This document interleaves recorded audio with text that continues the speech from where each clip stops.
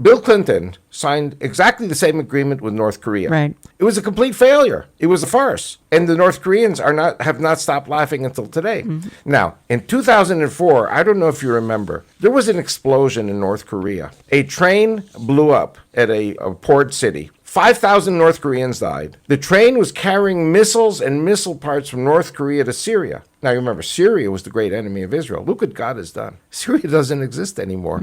But my point is, North Korea was allowed, because of the stupidity of Bill Clinton, or the two-timing Bill Clinton, or the one-world government, let's get along economy thing, which is what Obama's saying. And now North Korea provides Iran with all the nuclear know-how that it needs to launch missiles at Israel. And North Korea is still supplying Iran with whatever it needs. And all of this is thanks to Bill Clinton's foolishness or evil. And same with Obama. These people are not realists. These people don't understand the folly of what they're doing. Absolutely they don't, but the progressive mind can't understand what they're doing. Well, you know why? Because Bill Clinton's motto was, it's about the economy, stupid. Yeah. He had this sign. And same with Obama. He's into the economy thing. Well, I want to go back to, because you actually, and I read a story in WorldNet Daily, this is 2 years ago at least, of a postman who was delivering to the Bill Ayers parents' home right outside of Chicago, and the postman bumped into a young Barack Obama. It was in the 90s. And Barack Obama said, I'm going to be president someday. So, I mean, this has been in the works for decades, I'm sure. You met that postman. Yes, I spoke in a church in Rockford, Illinois, an hour just to the west of Chicago. And he said to me, he was there every day, and he saw this black man there every day. And who are you? Oh, I'm going to be president of the United States. Louis Farrakhan said it, of the Nation of Islam. Obama was selected before he was elected. Mm-hmm. And I believe it's part of an agenda to socialize America, but also to make it a Muslim country. What does socialism, communism, and Islam all have in common? They're anti-Christian. All those things that made America great, they're anti the things that made America great. And if I may, I wanted to preach two sentences. Alexis de Tocqueville wrote in the 1820s and 1830s, to summarize his book, Democracy in America, America will be the greatest country on earth because the American people are good people and their pulpits are on fire for the Lord. And said conversely, when America's pulpits are no longer on fire for the Lord, America loses its preeminence. And the second thing I wanted to say is, in the book of Proverbs and in the New Testament, it says that the foolishness of the Lord is greater than the wisdom of man. Now, America is a very foolish country. It always has been. But because it was foolish in the Lord, it was the greatest country on earth until now. If you take the Lord out, which is what they're doing now, America will no longer be foolish in the Lord. It'll just be foolish. You're forming a government or a party. You're forming a political party in Israel. It's actually called the Bible Bloc Party. What makes that different than the Likud,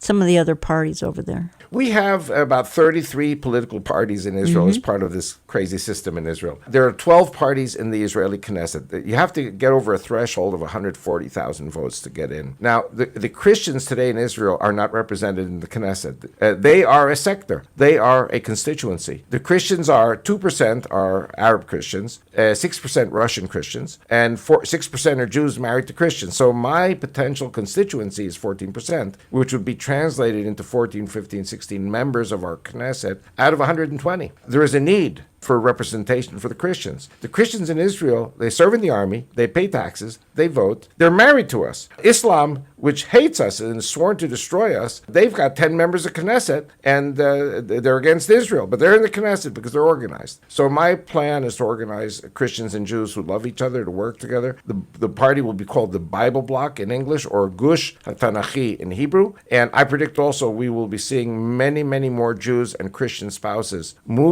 fleeing to Israel from the west. In Hosea 11 verse 10, it says, my children Ephraim will come home trembling from the west as the Lord roars like a lion. The Lord's going to use ISIS to do that. You have a relatively new book, and folks, you have to find it at vicmord.com. It's also on ebook and it's also on Amazon. Okay. Islamic Rivalry. ISIS and Iran are fighting for the heart of Islamic identity by Avi Lipkin. So you can find that vicmord.com or Amazon. Islamic Rivalry. ISIS and Iran are fighting for the heart of Islamic identity. Avi, another thing, we've had a couple of weeks ago now, we had the slaughter of 5 Marines in Tennessee. We had the Boston fiasco a couple of years ago, And you said earlier, expect this across the country. And Eric Stackelbeck says, I've warned that ISIS and its large growing network of followers in the U.S. and Europe seek to create a guerrilla war-style atmosphere with attacks similar to what we've seen in Chattanooga, Garland, Paris, Boston, New York City, Ottawa, occurring on a regular basis in Western cities. Again, we open to talking a little bit about that. Any advice you can give, because again, our political correctness is going to result in,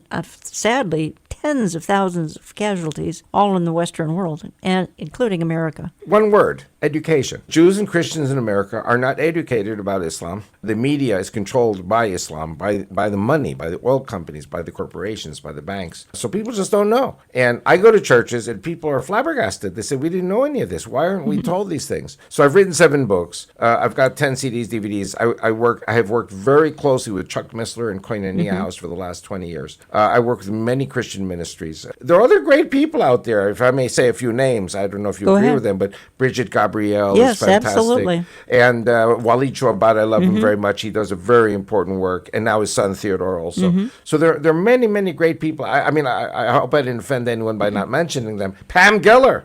Pam Geller is a very important, we should pray for her because they're out to get her too. And so, the truth will set you free. What's your parting thought? My parting thought is that America is going to get spanked by ISIS. There will be terrorist attacks. But I'm encouraging people to go back to their faith, go back to the churches, go back to the synagogues. I believe there will be a revival in this country, in all Christian denominations. And also, I'm hoping the Jews will have a revival. But actually, I'm afraid most Jews are going to have to flee to Israel or face death here. But the Christians are going to stay here. The Christians are going to fight for their country. The pendulum will swing back to the right, and America will remain the greatest country on earth if it chooses to be Christian. It chooses